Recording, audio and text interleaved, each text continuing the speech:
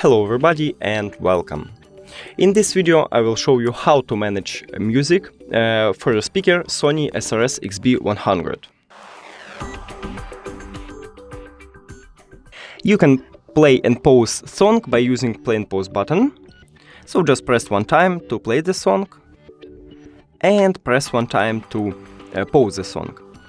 Now, if you want to increase volume, press one time on plus button right here, or press to minus button to lower the volume. And that's it.